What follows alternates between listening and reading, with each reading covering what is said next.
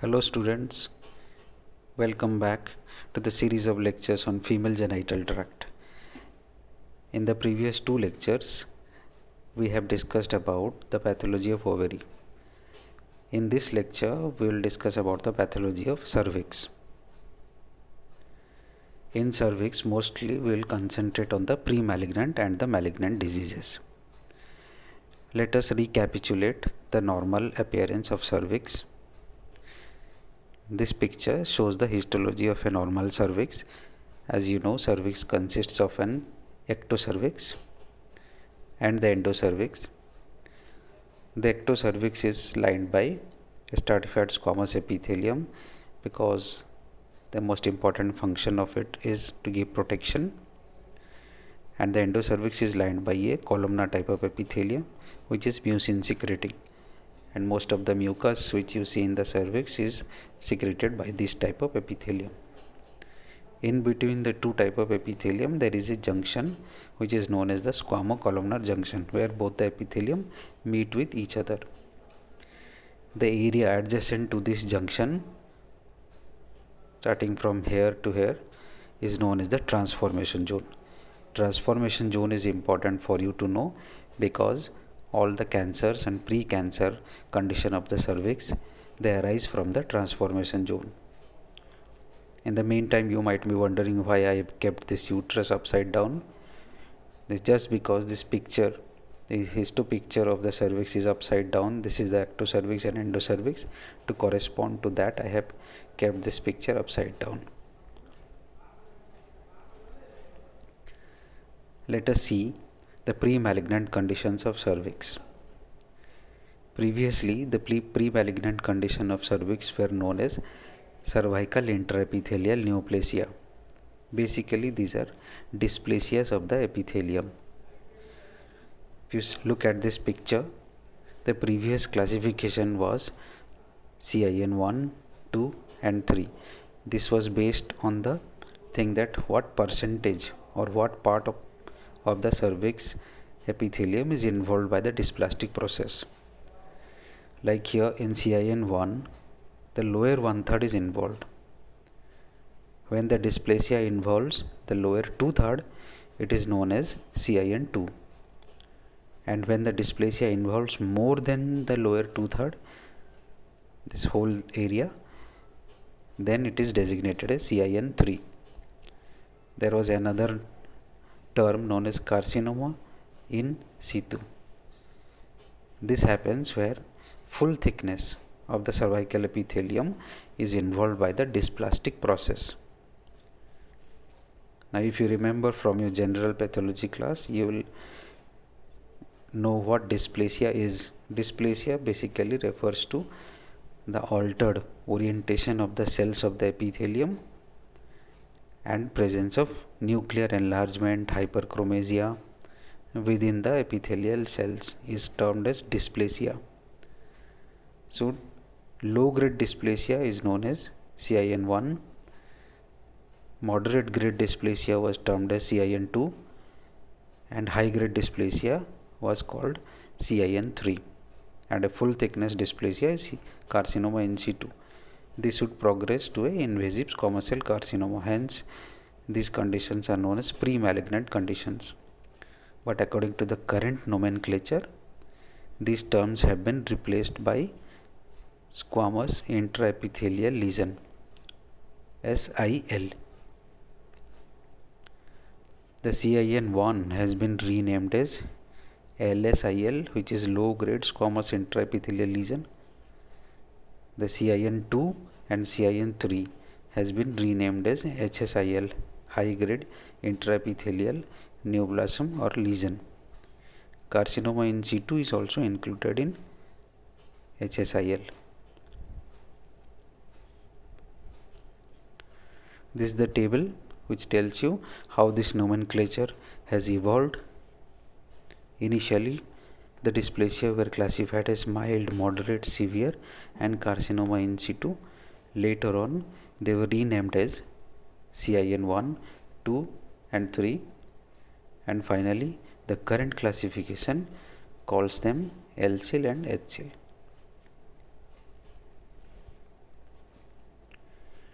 Let us look at the pathogenesis of these pre-malignant and malignant lesions of the cervix. 99% of all the malignancies of cervix are squamous cell carcinomas,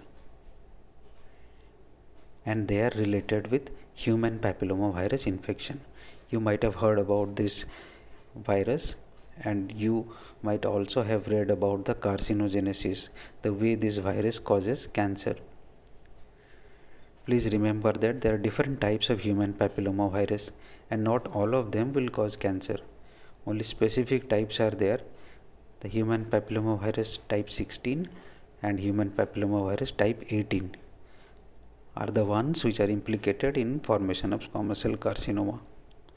Hence they are known as the high oncogenic risk viruses, whereas rest of the viruses which do not cause cancer are known as low oncogenic risk viruses. Few of them are pathogenic to human, and many of them are actually not pathogenic to humans. The ones which are pathogenic to human, they cause genital warts or papillomas, which are benign tumors of the squamous epithelium. This picture shows examples of papillomas and genital warts.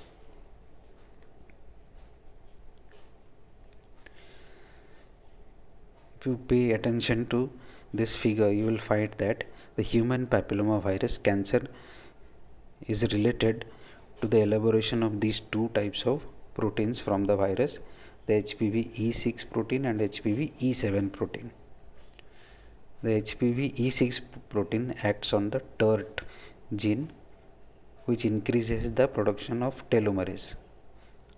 Telomerase, as you know, is required for aging process. When the telomerase expression is increased, the aging of the cells stops, so the cells become immortal. HPV E6 also leads to inactivation of P53.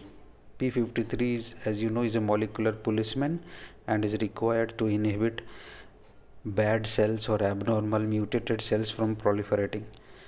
So a mutation in P53 leads to proliferation of abnormal cells. E7 protein inhibits P21 and the retinoblastoma E2F gene, which leads to progression of the cell through the cell cycle. As you know, P21 and RB genes are responsible for regulation of the cell cycle. So there is a dysregulation of the cell cycle due to inhibition of these two proteins. Ultimately, the end result of E6 and E7 on the squamous cells is that the squamous cells become immortal, there is increased cell proliferation in the squamous cells, and the genome of the squamous cells become unstable, all of which lead to production of a cancer.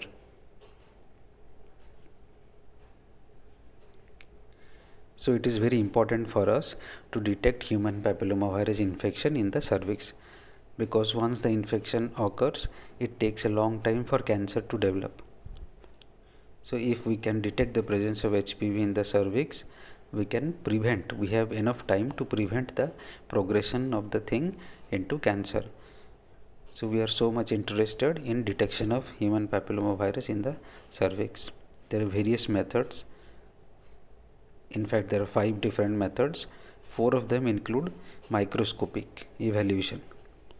As shown here, the easiest method is to take a biopsy from the cervix and look for presence of coelocytes. Coelocytes are the virus infected cells. Human papillomavirus infected cells, they look like this, as shown in this picture. These are squamous cells having slightly enlarged nucleus and a clear space all around the nucleus known as the perinuclear halo. We'll see these cells again later on. But this will not tell you whether the virus infection is a high risk virus or a low risk virus. So we are not sure whether this is going to progress to cancer or not. To know whether it's a high risk or low risk virus, we have better ways. One of the better ways is by doing a HPV in situ hybridization, HPV-ish. This is also done on tissue sections. I am not going into the detail of these methods. and that is not required for you also. A Esch positive nucleus will give a blue stain, as you see here. This dark blue or blackish color indicates a positivity. So HPV infected cells will be stained dark blue, right? This can detect the E6 and E7 proteins and hence will tell you that these are high risk viruses. Another method employed for HPV detection is the immunohistochemistry method, IHC.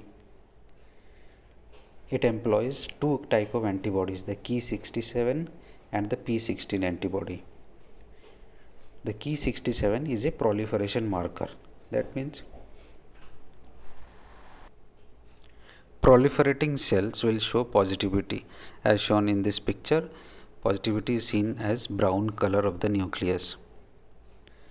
So if you see this picture, the basal cells of the squamous epithelium are all stained with this brown color, indicating that they are highly proliferating. Normally you see the proliferating cells confined to the basal layer, but here in this example we have a lot of proliferating cells in the upper layers also. This is an indirect sign that the cells are all infected by human papilloma virus, which is causing this sort of proliferation, abnormal proliferation. Similarly, the HPV infected cells also express a lot of P16 protein. So if you do IHC with P16, the cells will all light up with a brown color, as seen in this example, right? Apart from these, you can also do a PCR based technique, that is polymerase chain reaction, where you can take out the DNA from the infected cells and the viral DNA can be identified by the PCR technique.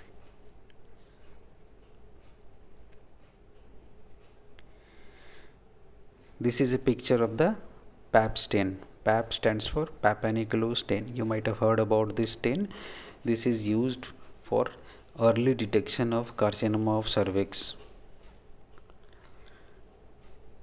It was discovered by George Papanicolau, hence the name PAP stain. It is what this picture shows is these are the cells which are derived from the cervix, so they are known as the exfoliative cells. This is a normal squamous epithelial cell which is large and shows a very small pycnotic kind of nucleus at the center. This is a normal squamous cell. When the cells get infected by human papilloma virus, they appear like this. They are smaller, but the nucleus is larger as compared to the normal cell, and all around the nucleus there is a clear area or a perinuclear halo. This halo or clear area is due to the presence of viral particles in the cytoplasm of the cells. These viral particles are not stained with the Papanicolau stain, and hence it gives rise to a clear or unstained area around the nucleus. Such cells are known as koilocytes, and this is the hallmark for a human papilloma virus infection of the squamous epithelium.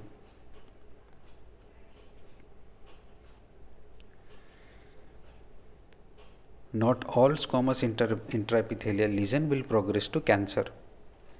So if your patient has been diagnosed with a LCIL or HCIL, the decision to manage the patient will depend on this table. What this table tells you is that if there is an LCIL, 60% of the patient will regress and become normal. 30% of them will have a persistent disease. Neither they will regress nor they will progress. Among the rest, 10% will progress to high grade squamous intraepithelial lesion or HCIL. When HCIL occurs, 30% of the patient with HCIL will actually regress and become normal. 60% will have a persistent disease, and 10% of HCIL will progress to carcinoma. So what does it mean? ultimately, if a patient has LCIL, there is 10% chance to progression to HCIL, and out of this 10%, again another 10% only will go to become carcinoma, and hence so ultimately there is only 1% chance of LCIL going into a carcinoma. This helps you to make the decision regarding treatment of the patient.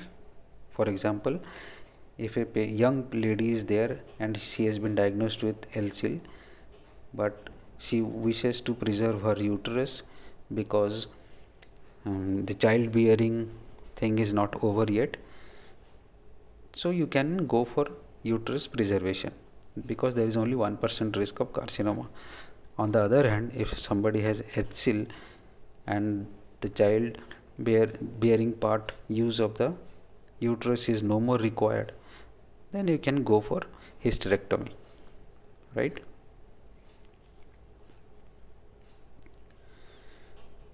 So the HCIL may progress to become a carcinoma of the cervix or cancer. When it happens, the cancer looks like this, as shown in this picture. This is a uterus.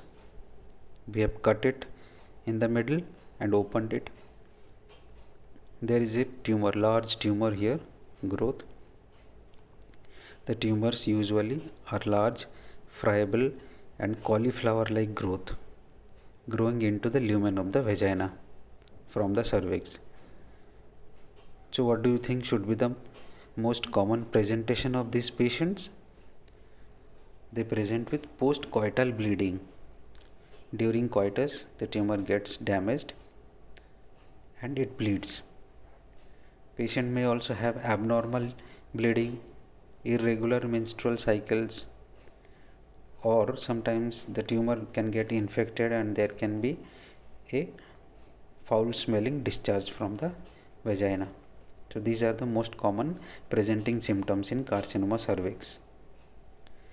If you take a biopsy, which is usually done all the time for confirmation of the diagnosis, you will find that 90% of these tumors are squamous cell carcinomas. Only 10% are adenocarcinomas, and very rarely there can be a combination of adeno and squamous carcinomas, which is known as adenosquamous carcinoma. And even rare are presence of small cell carcinoma, adenoid cystic carcinoma. They can occur in the cervix, but they are extremely rare. Usually the tumors, they show big islands of squamous epithelium infiltrating into the subepithelium, which is known as invasion. So they are extensively invasive tumors. These tumors produce a lot of keratin, which is in the form of these keratin pearls. These are the hallmark features of a keratinizing type of squamous cell carcinoma. But sometimes it can happen that only a small cluster of tumor cells are invading into the subepithelium. In such a situation, the tumor will be labeled as a microinvasive squamous cell carcinoma. This is important because microinvasive squamous cell carcinomas are early stage cancers and can be easily treated and eradicated.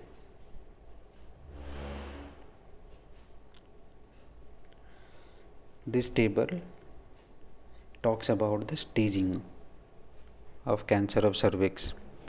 As you can see, there are two types of staging system, the TNM staging system and the FIGO.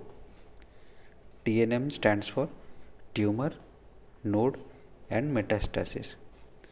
The tumor size, the nodal status and distant metastasis are taken into account to give the final stage of the tumor. Whereas FIGO stands for the Federation of International Gynecology and Obstetrics. This is almost similar to the TNM stage with some differences. You may not be able to remember the whole staging system at one go, but I will try to make it easier for you. For example, the T0. T0 is a T stage where no primary tumor is identified. So you may ask, if no primary tumor is identified, why are we going to stage it? Like this situation can happen if there was a very small tumor and it was removed during the biopsy. So in the final surgical specimen you do not have any tumor, so you call it T0. TIS is when the tumor is in situ, so there is no invasion into the subepithelium. So this is similar to carcinoma in situ. You call a tumor to be T1 when the tumor is confined to the uterus and cervix. It is T2 when the tumor has extended beyond the uterus. Usually the extension is into the pelvic cavity. You call it T3 when the tumor is extended to the pelvic wall. It is no more confined to the pelvic cavity, but it has gone up to the pelvic wall. And T4 when it invades the adjacent organs such as the urinary bladder, rectum. This is the final stage for carcinoma. Prognosis depends upon the stage of the patient. As the stage increases, the prognosis becomes worse. The FIGO stage is almost similar with a little bit of difference. Please go through this table which is given in your book and you will have a fair idea of the thing.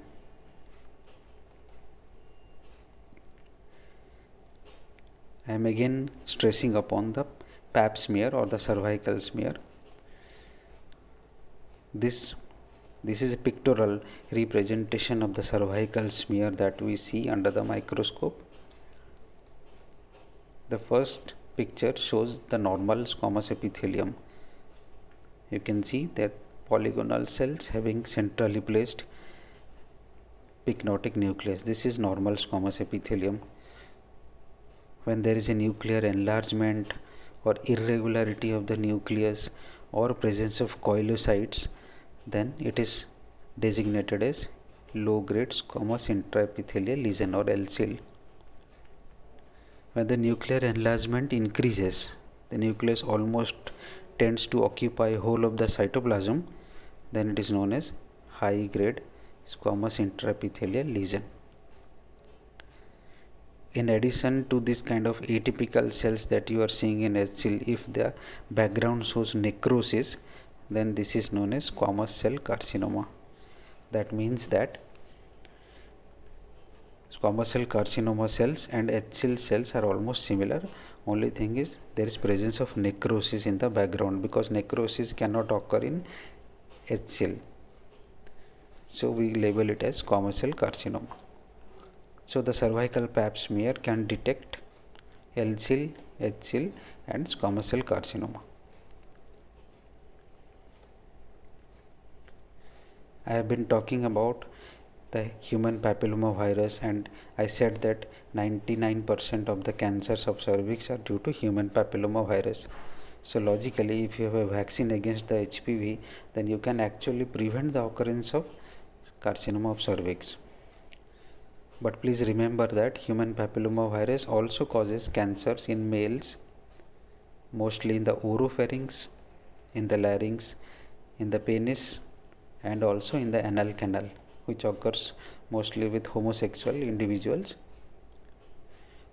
So you can give a HPV vaccine both to the girls and the boys, and the usual age, the recommended age at which you should be giving the vaccine is 11 to 12 years. Now why 11 to 12 years? Because you know that human papillomavirus is a sexually transmitted disease, and the sexual activity starts after the age of 12. So you want to give the vaccine before the first exposure to the human papillomavirus. So it is the best to give it at the age of 11 or 12. You can give the vaccine later on also, but once the exposure has occurred, the effectiveness of the vaccine reduces. So 11 to 12 years is the recommended age, right? This brings us to the end of the discussion on pathology of cervix. Let me give you a quick recap of what we have learned today. The cervix is lined by squamous epithelium and columnar epithelium, and in between the junction of the two is the transformation zone, which is responsible for giving rise to most of the cancers of the cervix. The precancerous lesion of cervix are known as squamous intraepithelial lesion. They are classified as low grade and high grade. Low grade is CIN 1 and high grade is CIN 2 and 3.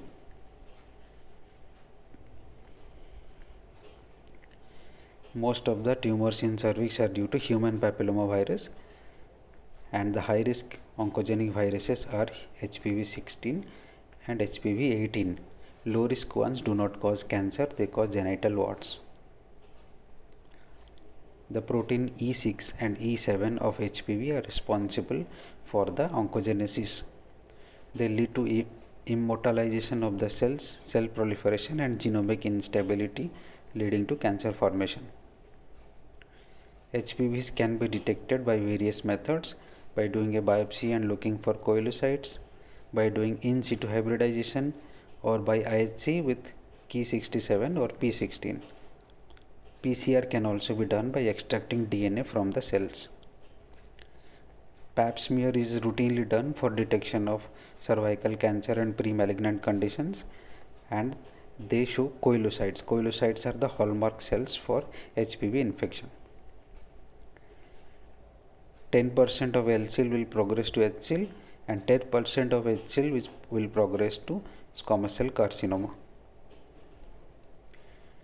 Carcinoma of the cervix will appear as a exophytic cauliflower-like growth, giving rise to postcoital bleeding as the main symptom or complaint. Most of them are squamous cell carcinomas. Microinvasive carcinomas have a better prognosis.